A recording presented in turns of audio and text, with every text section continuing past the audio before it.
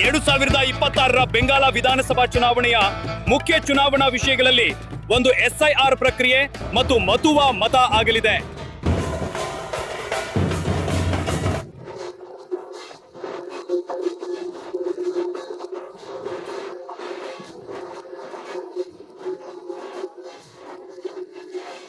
ಈಗ ಮತುವಾಗಳು ಸ್ವಾತಂತ್ರ್ಯದ ನಂತರದ ದಶಕದಲ್ಲಿ ಬಾಂಗ್ಲಾದೇಶದಿಂದ ವಲಸೆ ಬಂದ ಪರಿಶಿಷ್ಟ ಜಾತಿ ಸಮುದಾಯವಾಗಿದೆ. ಮತುವಾಗಳು ಸಹಜವಾಗಿ ಬಂಗಾಳದ ಸುಮಾರು 50 ವಿಧಾನಸಭಾ ಕ್ಷೇತ್ರಗಳಲ್ಲಿ ದೊಡ್ಡ ಪ್ರಭಾವವನ್ನು ಹೊಂದಿದ್ದಾರೆ. ವಿಶೇಷವಾಗಿ ನಾನು ಇದೀಗ ಇರುವ ಮತುವಾ ಸಮುದಾಯದ ಆಧ್ಯಾತ್ಮಿಕ ಕೇಂದ್ರವಾದ ಥಾಕೂರ್ ನಗರದಲ್ಲಿ ಮತ್ತು ಅದರ ಸುತ್ತಮುತ್ತ 2021ರ ವಿಧಾನಸಭಾ ಚುನಾವಣೆಯಲ್ಲಿ ಥಾಕೂರ್ ನಗರದಲ್ಲಿ ಮತ್ತು ಅದರ ಸುತ್ತಮುತ್ತಲಿನ ಬಹುತೇಕ ಸೀಟುಗಳು ಬಿಜೆಪಿಗೆ ಹೋಯಿತು ಮತ್ತು ಕೇವಲ 1 ಅಥವಾ 2 ಮಾತ್ರ ತೃಣಮೂಲ ಕಾಂಗ್ರೆಸ್ಗೆ ಹೋಯಿತು. ಇದು ಸಹಜವಾಗಿ ಟಿಎಂಸಿ ಬಹುಮತ ಗೆಲ್ಲುವ ಸಾಮಾನ್ಯ ಪ್ರವೃತ್ತಿಗೆ ವಿರುದ್ಧವಾಗಿತ್ತು. 2024ರ ಲೋಕಸಭಾ ಚುನಾವಣೆಯಲ್ಲಿಯೂ ಬಿಜೆಪಿ ಈ ಸಂಪೂರ್ಣ ಪ್ರದೇಶದಲ್ಲಿ ತುಂಬಾ ಚೆನ್ನಾಗಿ ಮಾಡಿದೆ. ಈಗ ಇಲ್ಲಿ ಬಿಜೆಪಿಯ ಪ್ರಚಾರದ ವಿಷಯಗಳಲ್ಲಿ ಒಂದು CAA ಪ್ರಕ್ರಿಯೆಯ ಮೂಲಕ ಮತುವಾ ಸಮುದಾಯಕ್ಕೆ ಪೌರತ್ವ ನೀಡುವ ಭರವಸೆಯಾಗಿದೆ. ಆದರೆ ಈ ವಿಧಾನಸಭಾ ಚುನಾವಣೆಯಲ್ಲಿ ವಿಷಯಗಳು ಸ್ವಲ್ಪ ಭಿನ್ನವಾಗಿರುವಂತೆ ತೋರುತ್ತದೆ. SIR ಮತ್ತು ಎಲ್ಲಾ ಮತದಾರರ ಅಳಿಸುವಿಕೆಗಳು ಮತ್ತು ಮತದಾರರ ನಿರ್ಣಯಗಳು ಬಿಜೆಪಿ ಈ ಪ್ರದೇಶದಲ್ಲಿ ಒಂದು ದೊಡ್ಡ ಪ್ರಬಲ ಪ್ರದರ್ಶನವನ್ನ ನೀಡಲು ಸಾಧ್ಯವಾಗುತ್ತದೆಯೇ ಎಂಬುದರ ಮೇಲೆ ನೆರಳು ಬೀರುತ್ತಿದೆ. TMC ಸಹಜವಾಗಿ ಅವರು ಈ ಸಂಪೂರ್ಣ ವಿಷಯವನ್ನ ದೊಡ್ಡದಾಗಿ ಮಾಡ್ತಾರೆ ಎಂದು ಹೇಳುತ್ತಿದೆ. ನನ್ನ ಜೊತೆ ಮಧು ಪರ್ಣಾ ಠಾಕೂರ್ ಇಲ್ಲಿದ್ದಾರೆ. ಅವರು ಬಿಜೆಪಿ ಪ್ರಾಬಲ್ಯವಿರುವ ಪ್ರದೇಶದಲ್ಲಿ ತೃಣಮೂಲ ಕಾಂಗ್ರೆಸ್ ಶಾಸಕಿಯಾಗಿದ್ದಾರೆ. ಮಧು ಪರ್ಣಾಜಿ, ನಾನು ನಿಮ್ಮಿಂದ ಒಂದು ವಿಷಯವನ್ನು ತಿಳಿದುಕೊಳ್ಳಲು ಬಯಸುತ್ತೇನೆ. ಈ SIR ವಿಷಯ ಏನಿದೆ, ಅದು ಮತದಾರರ ಅಳಿಸುವಿಕೆ ಆಗಿರಲಿ ಅಥವಾ ನ್ಯಾಯ ನಿರ್ಣಯದ ಪಟ್ಟಿಯ ವಿಷಯವಾಗಿರಲಿ, ಇದು ತೃಣಮೂಲ ಕಾಂಗ್ರೆಸ್ಗೆ ಎಷ್ಟು ದೊಡ್ಡ ಚುನಾವಣಾ ವಿಷಯವಾಗಿದೆ? ವಾಸ್ತವವಾಗಿ ನಾನು ಇಲ್ಲಿಂದ ಪ್ರಾರಂಭಿಸ್ತೇನೆ. SIR ಅನ್ನು ಇದಕ್ಕಾಗಿಯೇ ಮಾಡಲಾಗಿತ್ತು.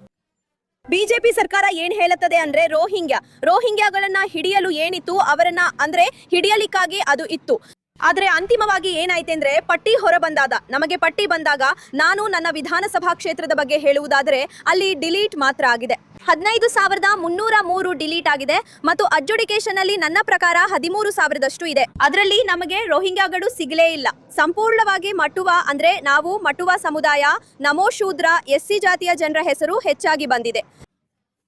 ಹಿಂದೂ ಸಮುದಾಯ ಅಂದ್ರೆ ಹಿಂದೂ ಧರ್ಮಕ್ಕೆ ಸೇರಿದವರ ಹೆಸರು ಹೆಚ್ಚಾಗಿ ಬಂದಿದೆ. ನನ್ನ ವಿಧಾನಸಭಾ ಕ್ಷೇತ್ರದ ಅನೇಕ ಮತದಾರರಿದ್ದಾರೆ. ಅವರ ಬಳಿ ಸಂಪೂರ್ಣ ದಾಖಲೆಗಳಿವೆ, ಪಾಸ್ಪೋರ್ಟ್ ಇದೆ, SC ಕಾರ್ಡ್ ಇದೆ. ಎಲ್ಲಾ ದಾಖಲೆಗಳನ್ನ ತೋರಿಸಿದರೂ ಸಹ ಅವರನ್ನ ಡಿಲೀಟ್ ಮಾಡಲಾಗಿದೆ ಅಥವಾ ಅಡ್ಜುಡಿಕೇಶನ್ ನಲ್ಲಿ ಇಡಲಾಗಿದೆ. ಈ ರೀತಿ ಸಾಮಾನ್ಯ ಜನರಿಗೆ ಇಷ್ಟೊಂದು ತೊಂದರೆ ಅನುಭವಿಸಬೇಕಾಯಿತು SIR ನಿಂದಾಗಿ. ಬಿಜೆಪಿ ಇಲ್ಲಿ ಪಶ್ಚಿಮ ಬಂಗಾಳಕ್ಕೆ ಬಂದಾಗ ಮಟುವಾ ಒಂದು ಫ್ಯಾಕ್ಟರ್ ಆಗುತ್ತದೆ. ಪ್ರತಿ ಬಾರಿಯೂ ಭಾಷಣದಲ್ಲಿ ಮಟುವಾಗಾಗಿ ನಾವು ಇದನ್ನು ಮಾಡುತ್ತೇವೆ, ಅದನ್ನು ಮಾಡುತ್ತೇವೆ. ಇಲ್ಲಿಯವರೆಗೂ ಕೂಡ ಬಿಜೆಪಿ ಮಟುವಾಗಾಗಿ ಏನನ್ನೂ ಮಾಡಿಲ್ಲ. ಇಲ್ಲಿಯವರೆಗೂ ಬರೀ ಅವ್ರು ಹೇಳ್ತಾರಲ್ಲ ಹಾಗೆ ವೋಟಿಗಾಗಿ ಕೇವಲ ಫೇಕ್ ಆಗಿ ಬಳಸಿಕೊಳ್ಳಲಾಗಿದೆ. ಈಗ ಅಂತಿಮವಾಗಿ ಏನಾಗುತ್ತಿದೆ ಅಂದರೆ ಮಟುವಾ ವೋಟುಗಳನ್ನ ತೆಗೆದುಕೊಂಡೇ ಈ ಜನರು ಮಂತ್ರಿಗಳಾಗಿದ್ದಾರೆ, ಪ್ರಧಾನಮಂತ್ರಿ ಆಗಿದ್ದಾರೆ, MLA ಆಗಿದ್ದಾರೆ. ಈಗ ಅವರ ವೋಟುಗಳನ್ನ ತೆಗೆದುಕೊಂಡು ನಾವು ಇಷ್ಟು ದೊಡ್ಡ ದೊಡ್ಡ ಹುದ್ದೆಗಳನ್ನ ಹಿಡಿದುಕೊಂಡಿದ್ದೇವೆ. ಈಗ ಅಂತಿಮವಾಗಿ ಆ ಮತದಾರರೇ ಡಿಲೀಟ್ ಆಗಿದ್ದಾರೆ.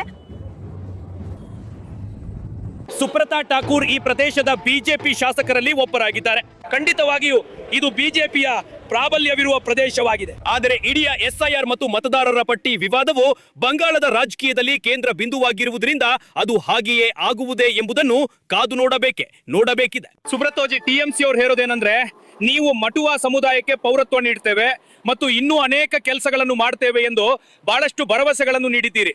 ಆದರೆ ಈಗ ಮತದಾರರ ಪಟ್ಟಿಯಲ್ಲಿ ಬಹಳಷ್ಟು ಜನರ ಹೆಸರು ಒಂದೋ ಡಿಲೀಟ್ ಆಗಿದೆ ಅಥವಾ ಅಡ್ಜುಡಿಕೇಶನ್ಗೆ ಹೋಗಿದೆ.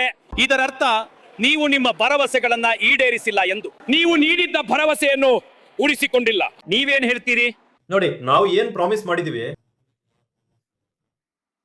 ನಮ್ಮ ದೇಶ ಸ್ವತಂತ್ರವಾಗಿ 75 ವರ್ಷಗಳಿಗಿಂತ ಹೆಚ್ಚು ಕಾಲವಾಯಿತು. ಅದರ ನಂತರ ಯಾರು ಅಲ್ಲಿಂದ ಧಾರ್ಮಿಕವಾಗಿ ಕಿರುಕುಳಕ್ಕೊಳಗಾಗಿ ಬಂದ್ರೋ ಅವ್ರ ಬಗ್ಗೆ ಯಾರು ಯೋಚಿಸಲಿಲ್ಲ. ಕಾಂಗ್ರೆಸ್, CPM ಮತ್ತು ಅದರ ನಂತರ ತೃಣಮೂಲ ಕಾಂಗ್ರೆಸ್. ಈ ಜನರ ನೋವು ಇದೆಯಲ್ಲ, ಅದು ಕೇವಲ ಅವರಿಗಷ್ಟೇ ಅಲ್ಲ, ಅವರ ಮುಂದಿನ ಪೀಳಿಗೆಗೂ ಕೂಡ. ಕೇವಲ ಭಾಜಪ, ಬಿಜೆಪಿ ಮತ್ತು ನರೇಂದ್ರ ಮೋದಿಜಿ, ಅಮಿತ್ ಶಾಜಿ ಯೋಚಿಸಿದ್ರು.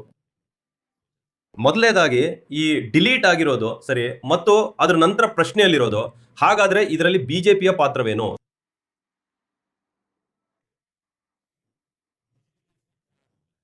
ಹಾಗಾದ್ರೆ ಯಾರು ಮಾಡಿದ್ದು? BLO, ARO, ERO ಮತ್ತು ಅದರ ನಂತರ ಮೇಲ್ಮೇಲೆ ಇರೋರು ಸರಿ. ಉದಾಹರಣೆಗೆ ಡಿಸ್ಟ್ರಿಕ್ಟ್ ಮ್ಯಾಜಿಸ್ಟ್ರೇಟ್ ಮತ್ತು ವಗೇರೆ ವಗೇರೆ. ಮಮತಾ ಬ್ಯಾನರ್ಜಿ ಏನ್ ಮಾಡಿದ್ರು? ಎಲ್ರಿಗೂ ಥ್ರೆಟ್ ಕೊಟ್ಟಿದ್ರು. ವೋಟ್ಗೂ ಮುನ್ನ ನಮ್ಮ ಕೆಲಸ ಮಾಡಿಬಿಡಿ ಎಂದು ಹೇಳಿದ್ರು. ವೋಟ್ ಆದ್ಮೇಲೆ ನಮ್ದೇ ಕೆಲಸ ಮಾಡ್ತೀರಾ. ಯಾವ ಹೆಸರು ಡಿಲೀಟ್ ಆಗಿದೆಯೋ ನಿಮ್ಗೆ ಗೊತ್ತಾ? ಇಡೀ ಪಶ್ಚಿಮ ಬಂಗಾಳದಲ್ಲಿ ಯಾರು ಬಿಜೆಪಿ ಮಾಡ್ತಾರೋ ಅತಿ ಹೆಚ್ಚು ಹೆಸರುಗಳನ್ನ ಡೆಲಿಬರೇಟ್ ಆಗಿ ಅವ್ರದನ್ನ ಡಿಲೀಟ್ ಮಾಡಲಾಗಿದೆ. ಸಂವಿಧಾನ ಮತ್ತು ECI ನಿಮಗೆ ಏನು ನೀಡಿದೆಯೋ ಈ ಹಕ್ಕನ್ನ ನೀಡಿದೆ. ಏನಂದ್ರೆ ನಾನು 1 ಅಥವಾ ನಾನು 50 ಅಪ್ಲಿಕೇಶನ್, 500 ಅಪ್ಲಿಕೇಶನ್, 5000 ಅಪ್ಲಿಕೇಶನ್ ಮಾಡ್ಲಿ, ಸರಿ ತಾನೆ? ಹಾಗಾಗಿ ಇದನ್ನು ಸಂವಿಧಾನವೇ ನೀಡಿದೆ. ಇದು ನನ್ನ ಇಂಡಿವಿಜುವಲ್ ಪವರ್ ಎಂದು. ಭಾರತದ ಪ್ರತಿಯೊಬ್ಬ ಇಂಡಿವಿಜುವಲ್, ಅದರಲ್ಲಿ ನಾನು 10 ಜನದದ್ದು ನೋಡಿದೆ ಸರಿ. ಹಾಗಾಗಿ ಅದ್ರಲ್ಲಿ ಬಂದಾಗ ಆ ಜನರನ್ನು ಕರೀಲಾಯ್ತು. ಬಾಯ್, ಈ ಏನೋ ಫಾರ್ಮ್ 7 ತುಂಬಿದ್ದೀರಾ, ನೀವು ಬಂದು ಬಿಡಿ. ಹೋಗೋದ್ರಲ್ಲಿ ಏನಿದೆ? ಬ್ಯಾಂಕ್ ನಲ್ಲಿ ನಿಮ್ಮ ಹಣ ಜಮಾ ಆದಾಗ ಅದನ್ನ ತೆಗೆಯಲು ನೀವು 50 ಬಾರಿ ನಿಲ್ಲಬಹುದು. ಇದರಲ್ಲಿ 1-2 ಸಲ ನಿಲ್ಲಬಹುದಲ್ವೇ? ಸರಿ, ಹಾಗಿದ್ರೆ ನಿಮ್ಮನ್ನು ಕರೆದ್ರೆ ಅದ್ರಲ್ಲೇನಿದೆ? ನೀವು ಸರಿಯಾಗಿದ್ರೆ ಅದ್ರಲ್ಲಿ ಯಾವ ತೊಂದರೆಯೂ ಇಲ್ಲ. ಹಾಗಿದ್ರೆ ಇದರಲ್ಲಿ ನಮ್ಮ ಬಿಜೆಪಿಯದ್ದೇನಿದೆ? ಏನೂ ಇಲ್ಲ. ನಾವು ಎಲೆಕ್ಷನ್ ಕಮಿಷನ್ಗೆ ದೂರು ನೀಡಿದ್ವಿ, ಎಲೆಕ್ಷನ್ ಕಮಿಷನ್ ಕರೆದಿದೆ. ಸರಿ ಇದ್ರೆ ಸರಿ, ತಪ್ಪು ಇದ್ರೆ ತಪ್ಪು, ಅಷ್ಟೇ. ಸರಿ, TMC ಮತ್ತು ಬಿಜೆಪಿ ಎರಡೂ ಕಡೆಯ ರಾಜಕಾರಣಿಗಳ ಮಾತು ಕೇಳಿದ ನಂತರ ಮುಂಬರುವ ಚುನಾವಣೆಯಲ್ಲಿ ಇದೊಂದು ದೊಡ್ಡ ವಿಷಯವಾಗಲಿದೆ ಎಂಬುದು ಸ್ಪಷ್ಟವಾಗಿದೆ. ಸಹಜವಾಗಿಯೇ TMCಗೆ ಒಂದು ದೃಷ್ಟಿಕೋನವಿದೆ ಮತ್ತು ಬಿಜೆಪಿಯು ಅದಕ್ಕೆ ಪ್ರಮುಖವಾದ ಪ್ರತ್ಯುತ್ತರವನ್ನು ಹೊಂದಿದೆ. ಆದ್ರೆ ಈ ಎಲ್ಲದರ ಬಗ್ಗೆ ಜನರು ಏನ್ ಯೋಚಿಸ್ತಾರೆ, ವಿಶೇಷವಾಗಿ ಮತದಾರರ ಪಟ್ಟಿಯಿಂದ ಹೊರಗುಳಿದವರು ಅಥವಾ ವಿಚಾರಣೆಯಲ್ಲಿರುವವರು, ಅದನ್ನು ನಾವು ಫಾಲ್ತು ನಗರ್ ಮತ್ತು ಅದರ ಸುತ್ತಮುತ್ತಲಿನ ಹಳ್ಳಿಗಳಲ್ಲಿ ತಿಳಿದುಕೊಳ್ಳುತ್ತೇವೆ. ಎಲ್ಲ ಆಗಿ ಹೋಗಿದೆ. ಆ ದಾಖಲೆಗಳನ್ನು ಮತ್ತೆ ಮತ್ತೆ ಯಾಕೆ ಕೇಳುತ್ತಿದ್ದಾರೆ? ಯಾರು ಬಾಂಗ್ಲಾದೇಶದಿಂದ ಬಂದಿದ್ದಾರೋ ಅವರ ಡಾಕ್ಯುಮೆಂಟ್ಗಳನ್ನು ತೆಗೆದುಕೊಳ್ಳಲಿ. ಆದರೆ ನಾವು ಬಾಂಗ್ಲಾದೇಶದವರಲ್ಲ, ನಮ್ಮದು ಇಲ್ಲಿ ಜನ್ಮ, ನಮ್ಮದೆಲ್ಲವೂ ಇಲ್ಲೇ ಇದೆ. ಹಾಗಾದರೆ ನಮಗೆ ಯಾಕೆ ಈ ಎಲ್ಲ ಶಿಕ್ಷೆ ಸಿಗಬೇಕು? ದೀದಿ, ನಿಮ್ಮ ಹೆಸರೇನು? ನನ್ನ ಹೆಸರು ಚೈನಾ ಸರ್ಕಾರ್. ನೀವು ಮುಂಚೆ ವೋಟ್ ಮಾಡಿದ್ದೀರಾ? ನಾನು 11ನೇ ಇಸ್ವಿಯಿಂದ ವೋಟ್ ಹಾಕ್ತೇನೆ. ಮತ್ತು ನನ್ನ ಜನ್ಮ ಇಲ್ಲೇ. ನಾನು 1ನೇ ಕ್ಲಾಸ್ನಿಂದ ಓದುತ್ತಾ ಇದ್ದೇನೆ ಮತ್ತು ಎಲ್ಲವೂ ಇಲ್ಲೇ. ಈಗ ನಂದು ಆಧಾರ್ ಅಂದರೆ ವೋಟ್ಗೋಸ್ಕರ SC ಕಾರ್ಡ್ ಜಮಾ ಮಾಡಿದ್ದೇನೆ. ಆಮೇಲೆ ಮಾಧ್ಯಮಿಕದ ಅಡ್ಮಿಟ್ ಕಾರ್ಡ್, ಬರ್ತ್ ಸರ್ಟಿಫಿಕೇಟ್ ಎಲ್ಲವನ್ನು ಕೊಟ್ಟಿದ್ದಾನೆ. ಆದರೆ ನನ್ನ ವೋಟ್ ಅಂದರೆ ಜುಡಿಷಿಯರಿಯಲ್ಲಿದೆ. ಯಾಕೆ? ನಿಮ್ಗೆ ಗೊತ್ತಾ ಯಾಕೆ? ಈ ಸರಿ ಯಾಕಾಗಲಿಲ್ಲ ಅದೇ ಬೇಜಾರಾಗುತ್ತೆ. ಇಲ್ಲಿ ಹುಟ್ಟಿ ಎಲ್ಲವೂ ಇದ್ದರೂ ನಮ್ಮ ವೋಟ್ ಆಗಲಿಲ್ಲ. ಇದು ಕೆಟ್ಟದಾಗ ಅನಿಸುತ್ತಾ ಇದೆ. ಯಾಕೆ ಆಗಲಿಲ್ಲ ಅನ್ನೋದೇ ಅದೇ ನಮ್ಮ ಪ್ರಶ್ನೆ ಸರ್ಕಾರಕ್ಕೆ. ನಮ್ಮ ಎಲ್ಲವೂ ಇದ್ದರೂ ಯಾಕೆ ಆಗಲಿಲ್ಲ ಅಂತ. ನನ್ನ ಅಣ್ಣ ಕೆಲಸ ಮಾಡ್ತಾರೆ. ಅವರ LRI ಕಾರ್ಡ್, ಅವ್ರ ಪಾಸ್ಪೋರ್ಟ್, SC ಕಾರ್ಡ್, ಆಮೇಲೆ ಅಂದರೆ ಬರ್ತ್ ಸರ್ಟಿಫಿಕೇಟ್, ಹೌದು, ಎಲ್ಲ ಪುರಾವೆಗಳು ನಮ್ಮ ಹತ್ತಿರ ಇವೆ. ಹೌದು, ಆದರೂ ನಮ್ಮ ವೋಟ್ ಆಗಲಿಲ್ಲ. ಹಾಗಾದ್ರೆ ಇದರ ದೋಷವನ್ನು ನೀವು ಯಾರಿಗೆ ಹೊರಿಸ್ತೀರಿ? ನಿಮ್ಮ ಹೆಸರು ತೆಗೆದು ಹಾಕಲಾಗಿದೆ, ಇದು ಯಾರ ತಪ್ಪು? ಯಾವ ಸರ್ಕಾರ ಈ ನಿರ್ಧಾರವನ್ನು ತೆಗೆದುಕೊಂಡಿದೆಯೋ ಅದು ಸರಿಯಾದ ನಿರ್ಧಾರವನ್ನು ತೆಗೆದುಕೊಳ್ಳಲು ಸಾಧ್ಯವಾಗಿಲ್ಲ. ಯಾಕಂದರೆ ನಾನು ನೋಡಿದ್ದೇನೆ, ಬಾಂಗ್ಲಾದೇಶದಿಂದ ಬಂದ ಅನೇಕರ ವೋಟ್ ಉಳಿದಿದೆ. ಆದರೆ ನಾವು ಇಲ್ಲೇ ಹುಟ್ಟಿದವರು, ಆದರೂ ನಮ್ಮದು ಆಗಿಲ್ಲ. ಸರ್ಕಾರ ಅಂದ್ರೆ ಯಾವ ಸರ್ಕಾರ? BJP ಸರ್ಕಾರ. ಇದು ಅವರ ತಪ್ಪು ಅಂತ ನಿಮ್ಗೆ ಅನ್ಸುತ್ತದೆಯೇ? ಅವ್ರದ್ದೇ ತಪ್ಪು. ನಮ್ಮ ಎಲೆಕ್ಷನ್ ಕಮಿಷನರ್ ಯಾರಿದ್ದಾರೋ ಅವರು ಈ ವಿಷಯವನ್ನು ಮಾಡಿದ್ದಾರೆ, ಆದರೆ ಸರಿಯಾಗಿ ಮಾಡಲು ಅವರಿಗೆ ಸಾಧ್ಯವಾಗಿಲ್ಲ. ನಿಮ್ಮ ಹೆಸರೇನು? ರೋನಿ ಗೋಲ್ದಾರ್. ನಿಮ್ಮ ಹೆಸರು ಇನ್ನೂ ಪರಿಶೀಲನೆಯಲ್ಲಿದೆಯೇ ಅಥವಾ ಡಿಲೀಟ್ ಆಗಿದೆಯೇ? ಪರಿಶೀಲನೆಯಲ್ಲಿದೆ. ಯಾಕೆ? ಅದನ್ನು ಹೇಳಲು ಸಾಧ್ಯವಿಲ್ಲ. ನಾನು ನನ್ನ ಎಲ್ಲ ಡಾಕ್ಯುಮೆಂಟ್ಗಳನ್ನು ತೋರಿಸಿದ್ದೇನೆ. ಅಪ್ಪನ ಸ್ಕೂಲ್ ಸರ್ಟಿಫಿಕೇಟ್, ನನ್ನ ಬರ್ತ್ ಸರ್ಟಿಫಿಕೇಟ್, ಯೂನಿಯನ್ ದಸ್ತಾವೇಜ್ ದಾಖಲೆ ಎಲ್ಲವನ್ನು ತೋರಿಸಿದ್ದೇನೆ. ಯಾವ್ಯಾವ ಡಾಕ್ಯುಮೆಂಟ್ ಇದೆ, ತೋರಿಸಬಹುದಾ? ಈಗ ನನ್ನ ಜನ್ಮ ಸರ್ಟಿಫಿಕೇಟ್, ಮಾಧ್ಯಮಿಕ ಪಾಸ್, SC ಇದೆ. ಇದು ಏನು? Birth certificate. ಇದು ಕಾಸ್ಟ್ ಸರ್ಟಿಫಿಕೇಟ್? ಹೌದು, ನನ್ನ ಸ್ಕೂಲ್. ಇದು ನಿಮ್ಮ ಸ್ಕೂಲ್ ಸರ್ಟಿಫಿಕೇಟ್? ಹೌದು, ರಿಜಿಸ್ಟ್ರೇಷನ್ ಸ್ಕೂಲ್ ಸರ್ಟಿಫಿಕೇಟ್. ನನ್ನ ತಂದೆಯ 8ನೇ ತರಗತಿ ಪಾಸ್ ಪ್ರಮಾಣ ಪತ್ರ. ಇದು ನಿಮ್ಮ ತಂದೆಯ 8ನೇ ತರಗತಿ ಪಾಸ್ ಪ್ರಮಾಣ ಪತ್ರ.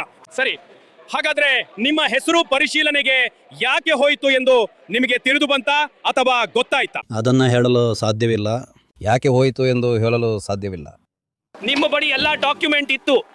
ಯಾವ ಚುನಾವಣೆ? ಹೌದೌದು. ನಿಮ್ಮ ಬಳಿ ಯಾವ ಡಾಕ್ಯುಮೆಂಟ್ಗಳಿತ್ತು? Aadhaar, ration, I card, PAN card ಇದೆಲ್ಲ ಇದೆ. ಹಾಗಾದ್ರೆ ನಿಮ್ಮ ಹೆಸರಲ್ಲಿ ಏನಾದ್ರೂ ತಪ್ಪಿತ್ತಾ ಅಥವಾ ಬೇರೆ ಕಾರಣ ಇತ್ತಾ ಅಂತ ನಿಮಗೆ ಗೊತ್ತಿಲ್ವಾ? ಇಲ್ಲ ಹೆಸರಿನ ಬಗ್ಗೆ ಏನೂ ಹೇಳೋದಿಲ್ಲ. ಹೆಸರು ಸರಿಯಾಗೇ ಇದೆ. ಹಾಗಾದ್ರೆ ಈಗ ಮುಂಬರುವ ಚುನಾವಣೆಯಲ್ಲಿ ನೀವು ಮತ ಚಲಾಯಿಸಲು ಸಾಧ್ಯವಾಗುತ್ತದೆ ಎಂದು ನಿಮಗೆ ಅನಿಸುತ್ತದೆಯೇ? ಅದು ಈಗ ದೇವರಿಗೆ ಬಿಟ್ಟಿದ್ದು. ಹೇಗೆ ಹೇಳಿ? ಮತ್ತುವಾ ಸಮುದಾಯದ ಪಾಲಿಗೆ ಅವರು ಬಾಂಗ್ಲಾದೇಶದಿಂದ ಗಡಿಯ ಈ ಕಡೆಗೆ ಬಂದಾಗ ಆಗಿರಲಿ ಅಥವಾ ಈಗ ಪೌರತ್ವ ಪಡೆಯಲು ಮತ್ತು ಮತದಾರರ ಪಟ್ಟಿಗಳಿಗೆ ಸೇರಲು ಸವಾಲು ಎದುರಾದಾಗ ಆಗಿರಲಿ, ಜೀವನವೆಂದರೆ ಬಹಳಷ್ಟು ಸ್ಥಳಾಂತರವೇ ಆಗಿದೆ. ಈಗ ಮೇ 4ರಂದು ಚುನಾವಣಾ ಫಲಿತಾಂಶಗಳು ಖಂಡಿತವಾಗಿಯೂ ಹೊರಬರುತ್ತವೆ. ಆದರೆ ಮತದಾರರ ಪಟ್ಟಿಗಳಿಗೆ ಸೇರಲು ಸಾಧ್ಯವಾಗದವರಿಗೆ ಅಥವಾ ನ್ಯಾಯ ನಿರ್ಣಯದ ಅಡಿಯಲ್ಲಿರುವ ಮತ್ತು ಮತ ಚಲಾಯಿಸಲು ಸಾಧ್ಯವಾಗದವರಿಗೆ ಇದು ನಿಜವಾಗಿಯೂ ಒಂದು ಆದರ್ಶ ಪರಿಸ್ಥಿತಿಯಾಗಿರುವುದಿಲ್ಲ. ಮತದಾನದಲ್ಲಿ ಇದು ಎಷ್ಟು ರಾಜಕೀಯ ಪರಿಣಾಮ ಬೀರುತ್ತದೆ ಎಂಬುದನ್ನ ನೋಡಬೇಕಾಗಿದೆ.